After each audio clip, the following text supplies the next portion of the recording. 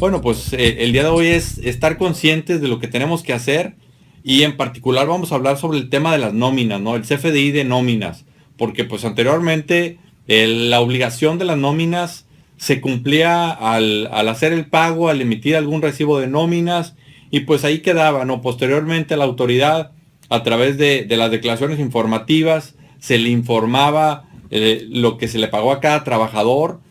También en la declaración anual había un rubro, o existe todavía un rubro, donde de manera general se informan los totales, y pues hasta ahí quedaba la obligación. También a través del IMSS, el pago de las liquidaciones que se hacen mes a mes, al igual en el Infonavit, bueno, pues todo esto parecía algo aislado, ¿no? Algo que pues eran diferentes obligaciones y que incluso en algunos casos a veces el sistema de nóminas con el que se enviaban las declaraciones informativas pues no coincidía con lo que se tenía registrado en la contabilidad.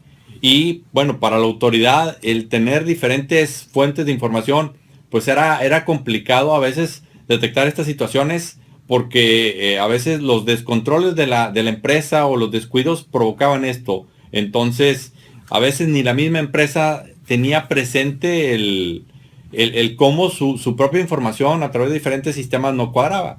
Pero pues otra vez, con el tema de la contabilidad electrónica, con el tema del CFDI, pues todo eso está empezando a cambiar. Es decir, cambiar en el sentido de que la autoridad tiene información en tiempo real, los contribuyentes tienen que preparar esa información de manera, no digamos paralela, pero sí simultánea con el resto de sus actividades.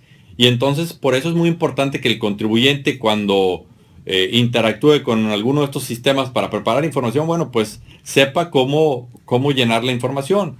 Y a lo mejor hay quien me esté escuchando y piense, bueno, pues yo tengo un sistema de nóminas, yo capturo la información de pues cuántos días trabajó una persona, cuántas horas extra tuvo en el día, etcétera. Y ya el sistema se encarga de hacer los cálculos y emitir el recibo de nóminas. Sí, hay algunos sistemas que se manejan así y que aunque en teoría el sistema se encarga de todo eso, bueno, pues no está de más validar que los cálculos que realiza el sistema sean correctos, porque al final del día el sistema es una herramienta, pero la responsabilidad sigue estando con el contribuyente. Es decir, el que tengas un sistema muy completo o un sistema muy simple no va a cambiar tu responsabilidad.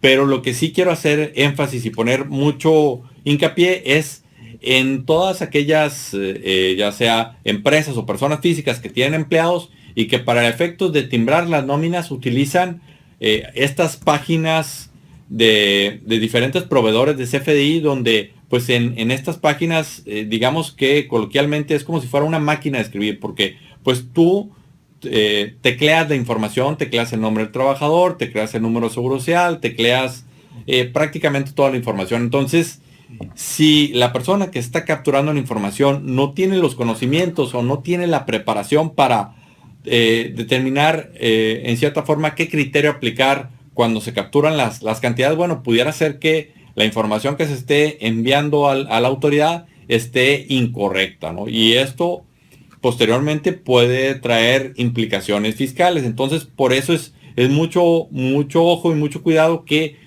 aquellas empresas donde han optado por utilizar una página, bueno, pues ver cuáles son las características y las limitaciones de esta página para efectos de que también puedan evaluar el riesgo, ¿no? Porque en ocasiones, si son muchos trabajadores, el riesgo de cometer un error o el riesgo de mandar la información incorrectamente, bueno, pues puede ser costoso para la empresa y a veces si se opta por un sistema más automatizado, que tenga más candados y que evite el cometer ese tipo de errores simples, bueno, pues el costo-beneficio ya suele ser más razonable. Y bueno, para entrar al tema en concreto de las nóminas, vamos a hablar de los cambios en los recibos de nóminas, en los CFDI de nóminas que van a iniciar a partir del 2017. Y aquí es importante, recalco, empezar a tomar medidas porque dependiendo de tu sistema, dependiendo de las características de tu plantilla laboral, de las prestaciones que tengas, bueno, pues a lo mejor estos cambios van a ser complicados o pueden ser algo sencillos. Entonces, aunque empiece en 2017, la recomendación es empezarlos a ver desde ahora, si no es que ya están en proceso de hacer las adecuaciones, porque, repito, las implicaciones pueden ser bastante cuantiosas. Y bueno, también quiero aprovechar para hacer una recapitulación general de la información que va en el recibo de nóminas. ¿Por qué? Porque actualmente, como les decía, esta información ya es compartida por el Seguro Social, es compartida por el Infonavit. Entonces, aquí, a la hora de estar generando la nómina, de estar timbrando las nóminas, indirectamente estamos proporcionando a 3 entidades diferentes, si no es que más entidades. Entonces, tenemos que ver que la información que estemos plasmando sea congruente, porque a lo mejor, sin, digamos, por un descuido, yo puedo estar diciendo para efectos del SAT que a lo mejor la persona gana 6,000 pesos al mes, y resulta que a lo mejor para efectos del IMSS le estoy diciendo que gana 4,000 pesos, ¿no? Entonces, si no tengo cuidado en cómo se alimenta la información, en qué es lo que estoy transmitiendo, esto al final del día me puede generar dolor de cabeza. Y bueno, nada más un preámbulo en cuanto a que el tema del timbrado de las nóminas es un complemento del CFDI. O sea, el CFDI, la factura electrónica, como coloquialmente se le conoce, es una como tal.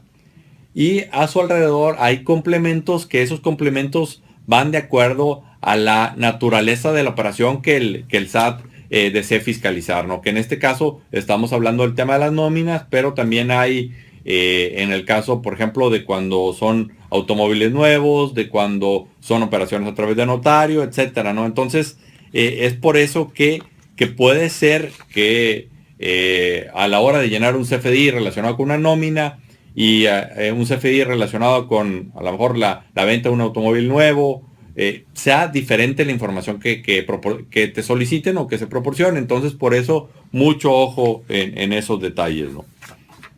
Y bueno, nada más para que se den una idea, ¿no? La guía del complemento de nómina está compuesta de 51 páginas, por lo que pues es algo extensa, ¿no?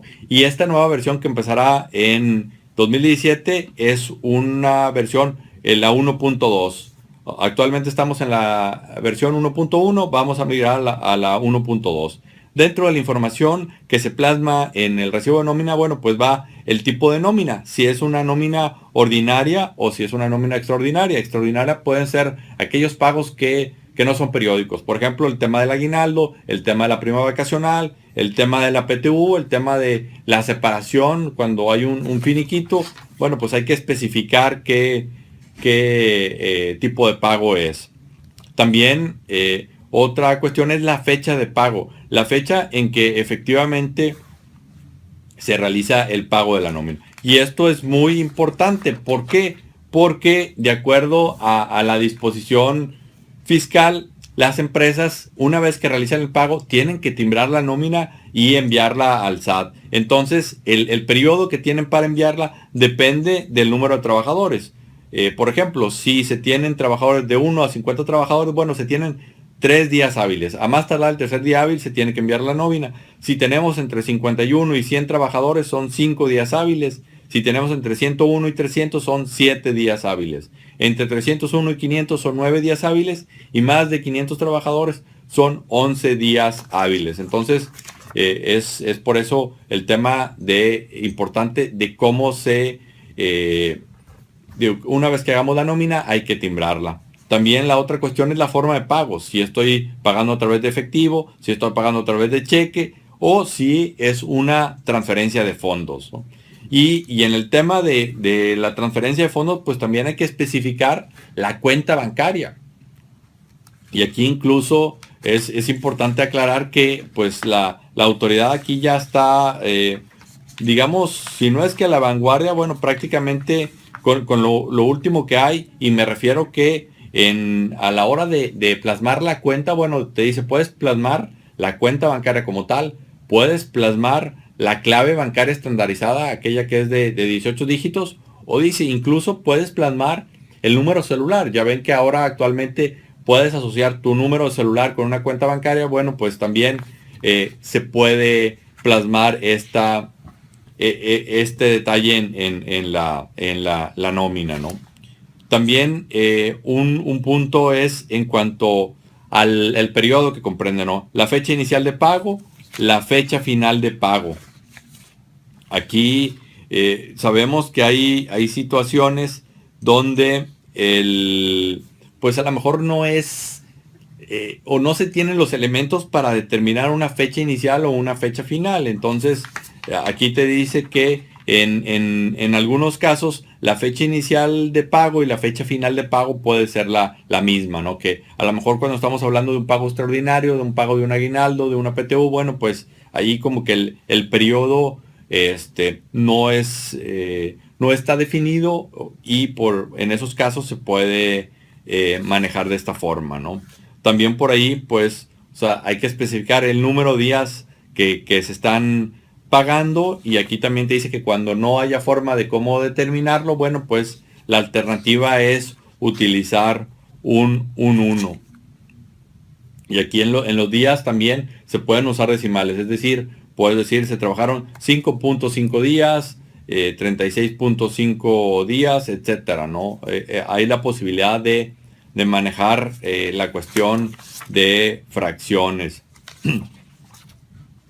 También recordar que por ahí se plasma lo que es el registro patronal. Este registro patronal, que es el que te otorga el seguro social cuando te vas a registrar y posteriormente das de alta a tus trabajadores, también ahí se plasma, ¿no? Entonces, aquí ya estamos viendo que la información que se plasma sirve para efectos del SAT, del Servicio de Administración Tributaria, también sirve para efectos del Seguro Social.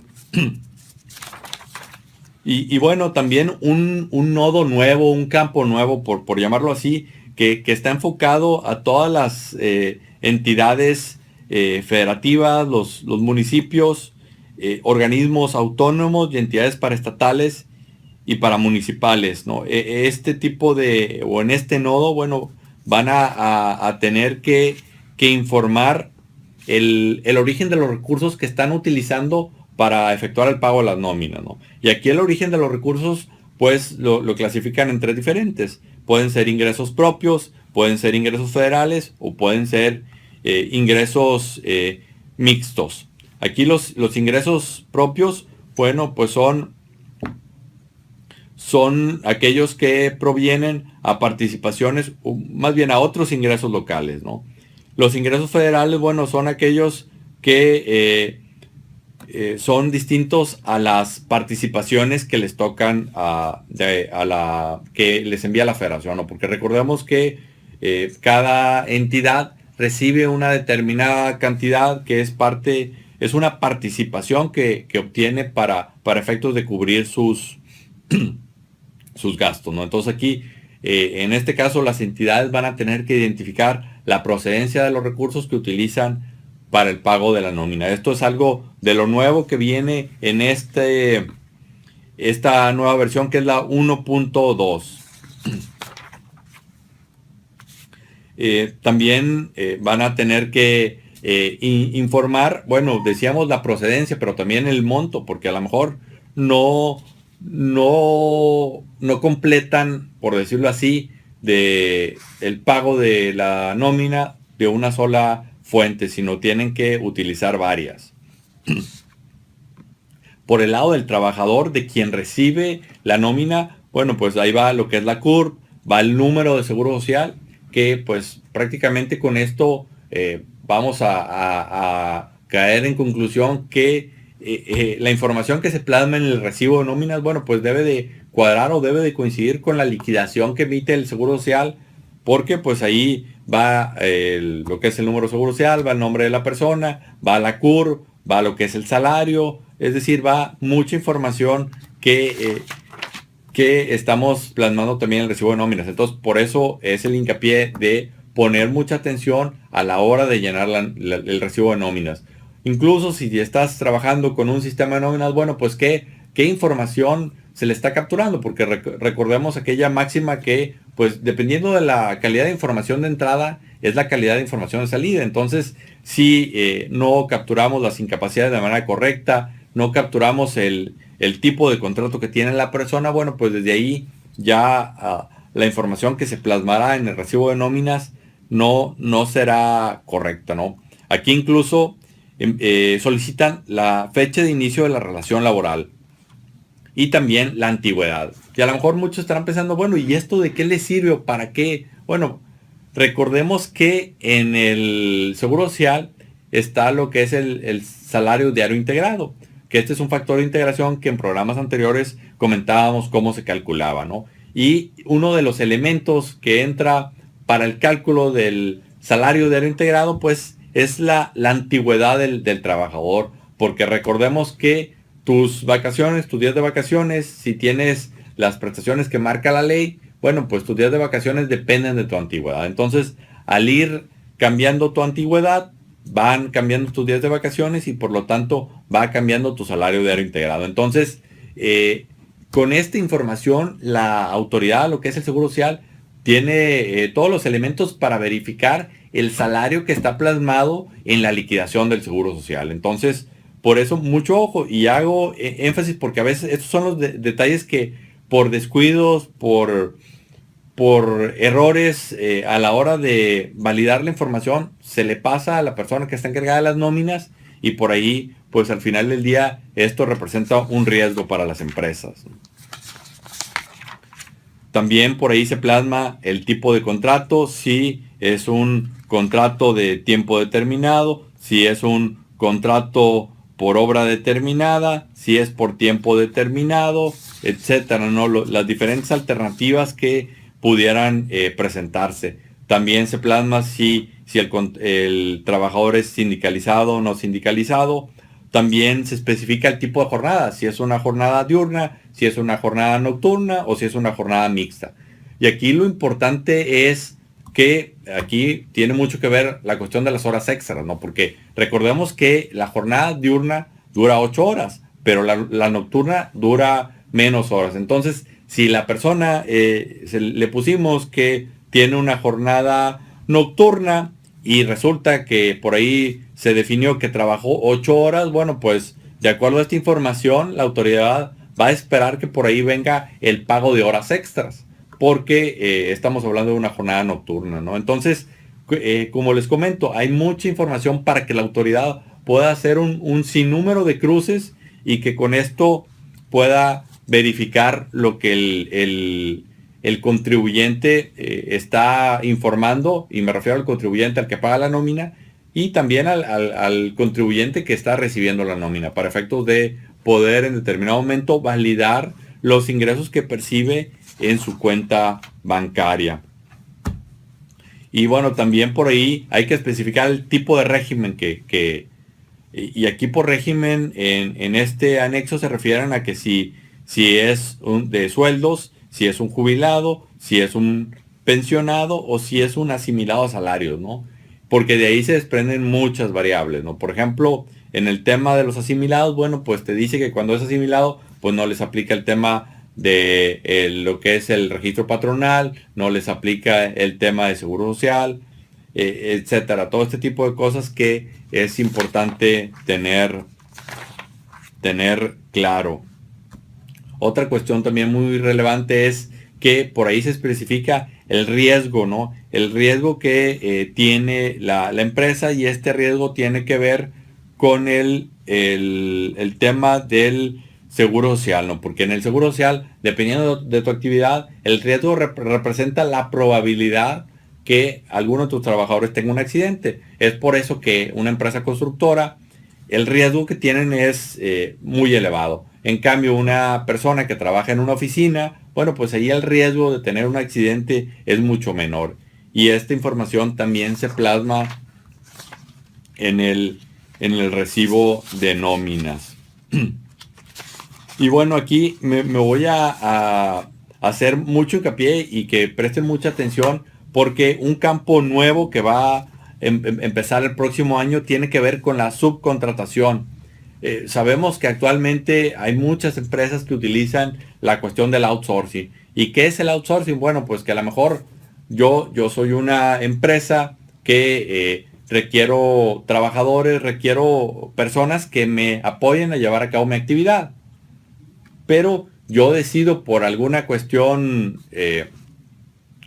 financiera, por una cuestión comercial o por cualquier motivo donde pues a lo mejor los empleados no los voy a contratar yo, sino solicito los servicios de un tercero, que en este caso es la cuestión de outsourcing, ¿no? Porque a lo mejor yo digo, yo soy bueno en tema de asesoría o en tema de entregar o comercializar un determinado producto, pero el tema de la logística, el tema de las cuentas por cobrar, cuentas por pagar, bueno, pues eso no es lo mío, ¿no? Entonces traigo a alguien especializado y a lo mejor es especializado a través de una empresa de outsourcing, donde estas empresas tienen gente que puede llevar a cabo esas funciones. Entonces yo lo que hago, yo le pago a la empresa de outsourcing, esa empresa pone a disposición cierto personal que va a llevar a cabo las actividades que yo requiero, ¿no? Entonces, en este caso, pues digámoslo, hay una triangulación. Entonces,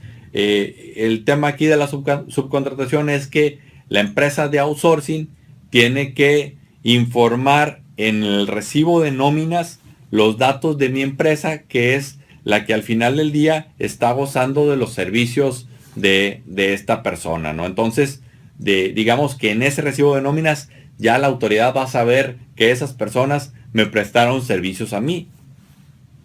Y también aquí es importante hacer notar que en el mismo recibo de nóminas te dice, oye, puede ser que esa persona que te prestó servicios a ti también prestó servicio a otras empresas. Entonces hay que especificar del total del tiempo, cuánto tiempo te prestó servicio a ti. Si el 100% de su tiempo estuvo contigo, si el 80% estuvo contigo, si el 50% estuvo contigo, ¿no? Entonces, todos esos pequeños detalles es importante tenerlos en cuenta, ¿no? Y si tú te encuentras en esta situación, ya sea que estés en una empresa de outsourcing o tengas una empresa de outsourcing o estás del otro lado y eres una de las empresas que utilizan estas empresas de outsourcing, bueno, pues ir viendo cómo van a solventar esto, y me refiero a través del sistema de nóminas, ¿no? ¿Qué sistema de nóminas están utilizando? O si no es un sistema de nóminas o si es una de las páginas donde tú entras y capturas la información, bueno, pues que se tenga toda esta información, porque